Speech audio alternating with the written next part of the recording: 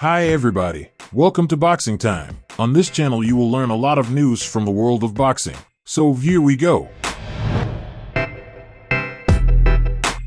Ryan Garcia has alerted his team to start discussions with Devin Haney for a fight. Devin has confirmed on social media saying, "These are facts. It's unclear whether true boxing fans, besides Ryan's 11 million Instagram followers, will be interested in purchasing a fight between him and Haney on DAZN PPV. Ryan is doing Haney a massive favor by agreeing to fight him next because the hulking 165 pounds Bay Area native had few options for a big payday fight that he, his dad Bill, have been trying to get. It remains to be seen if this fight can get put together without the Saudis' help. Because if Ryan Haney insists on huge guaranteed purses of many millions, the promoters DAZN could balk, not wanting to take the gamble of losing money. Selling a fight between Ryan Haney will be viewed as another money grab like Ryan's fight with Gervonta Davis, which was not remotely competitive. It looked like one of Floyd Mayweather Jr.'s exhibition matches against a hapless YouTuber. Some fans would say it's too soon for Ryan Garcia to jump back in with a world champion level fighter after his performance against Oscar Duarte on December 2nd, which was every bit as bad as his poor effort against Gervonta Davis. There was no improvement in Ryan's game. During the Garcia-Duarte fight, Ryan turned his back each time Duarte attacked him, and he openly cowered. Although Ryan said afterward that he was using the Philly shell, it looked more like him turning his back in the same way he'd done throughout his career when pressured. He doesn't want to get hit in the face, so he turns his back to his opponents. The fan reaction to this news is mixed, as Ryan has looked awful in his last two fights against Oscar Duarte Gervonta Davis. Ryan isn't ready in his development to take on Haney for his WBC light welterweight title.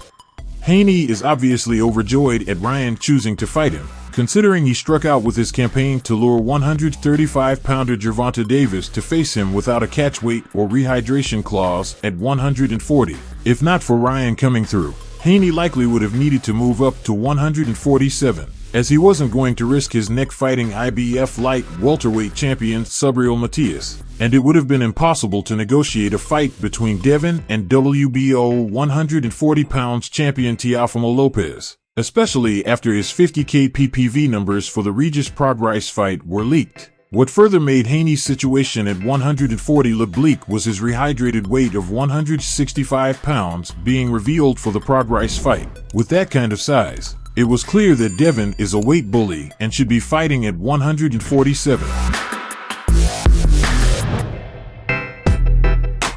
With only days to go before Deontay Wilder and Anthony Joshua both step through the ropes and into battle with their respective opponents in Joseph Parker and Otto Wallin, this Saturday night on December 23rd live on DAZN, Wilder will face the Samoan-born New Zealander Parker, and Joshua has the Swedish-New York-based southpaw Otto Wallin to contend with. A loss for both would be devastating and could potentially be the end of the road for each of them.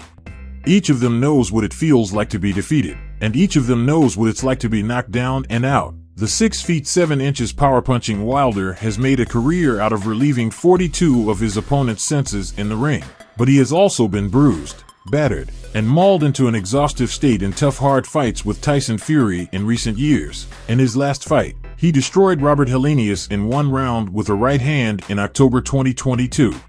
Since 2016, Anthony Joshua has experienced the highs and lows of heavyweight boxing, from beating Vladimir Klitschko in a tremendous battle to beat Joseph Parker on a wide points decision and then be shell-shocked and stopped by the paunchy but powerful Andy Ruiz in New York in what was seen as one of the biggest upsets in many years. Ruiz agreed to a lucrative "let's do it again" fight in Saudi Arabia, and he came into the fight very heavy and lethargic, and Joshua came back fighting with gusto, winning a wide points decision, and therefore back on the road to glory. Next up in September 2021 was the Ukrainian Oleksandr Usyk in a fight that many people thought would be a step too many for the experienced boxer from Ukraine. In the fight, Usyk out-hustled, out-punched, out-thought Joshua, hurting the Englishman late and dominating to beat him on points. Once again, Joshua came back to fight Usyk in the rematch the following June, and although he fought better, hurting Usyk to the body, but never having the grunt or energy to finish him when he could have,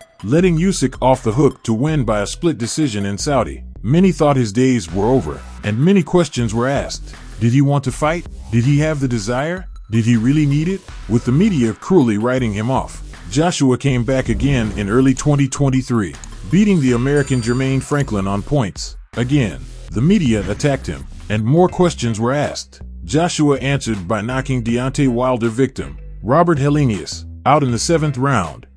While Wilder has been knocked down physically, there is no doubting this man.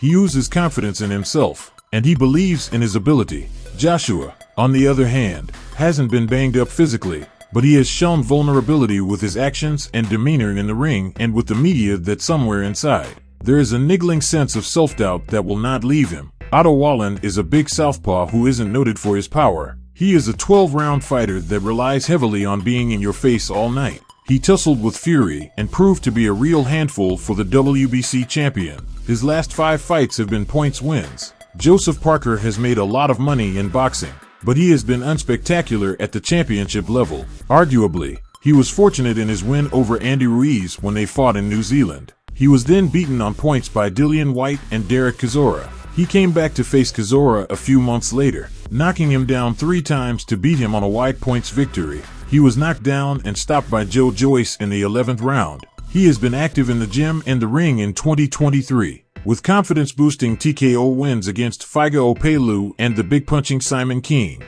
With both Wilder and Joshua on a collision course, probably fighting in the Saudi Arabian desert in 2024, Parker and Wallin have been brought in to give both of them a fight, a challenge, a chance to show what each of them has left, and to put on a show for the oil-rich moneymakers.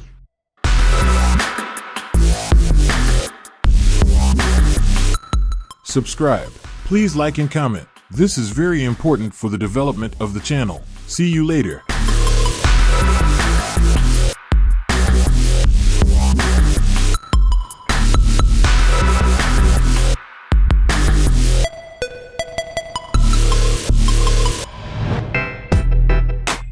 Terence Crawford reiterated today that he is only interested in a mega fight against Canelo Alvarez, a rematch with Errol Spence, and then he's retiring. The unbeaten former 2-division undisputed champion Crawford made it clear that he's not interested in fighting the talented newly crowned IBF welterweight champion Jaron Ennis or fighting Jermall Charlo. Crawford says a fight with Boots Ennis wouldn't be a mega fight, so he's not interested in facing him. As for former undisputed junior middleweight champion Jermall, Crawford says his performance against Canelo in his one-sided defeat rules him out as someone he's interested in facing. Crawford didn't say what he'd do if Canelo chose not to grant his wish for a fight, as he'd already let the media know that he was not going to fight him. Canelo doesn't see how he gains from fighting a guy 3 weight classes below him. Canelo took a lot of flack from boxing fans for choosing to defend his undisputed super middleweight championship against 154 pounds fighter Jermall last September, who had to come up 2 divisions to face him. If Crawford moves up to 154,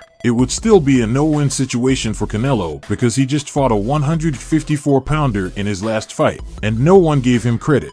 Perhaps the only way Crawford can get a fight with Canelo is if he bites the bullet and moves up to 168 to fight one of these fighters to earn the shot properly. David Morrell, Demetrius Andrade, David Benavidez, and Dmitry Bivol. Jerron, he in one place, I'm in another. Yep. You know what I mean? I'm looking for mega fights right now. And right now, that's not a mega fight. So, you know what I mean? That's my standpoint on it. I'm looking to fight guys like Canelo. You know, that's pretty much it, man. And the rematch with Spence. And that's it. That's over with for me. Crawford's emphasis on only wanting mega fights puts him in a situation where he doesn't have many options if he can't get the Canelo matchup that he craves. If Canelo continues to say no, where does that leave Crawford? Since Crawford has ruled out fighting Jaron Ennis Jermall Charlo, that leaves just Canelo the Spence rematch before retiring. If Crawford is willing to move up to 168, he can accept the invitation from David Benavidez's father, Jose Sr., to face the Mexican monster, and would be a mega fight. It would be one that would be difficult for Crawford to try to win, but it would make him a lot of money and put him in a better position to get the fight with Canelo. This would have been a good opportunity today for Crawford to let the media know that he was interested in fighting the Benavidez versus Andrade winner or the winner of the Jermall Charlo versus Jose Benavidez fight.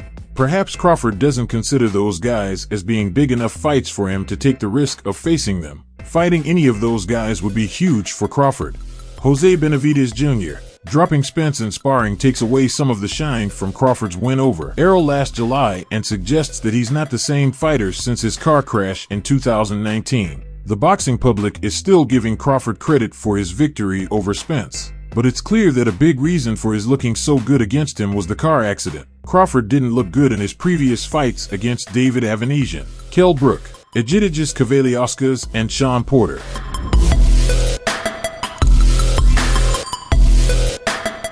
Subscribe. Please like and comment. This is very important for the development of the channel. See you later.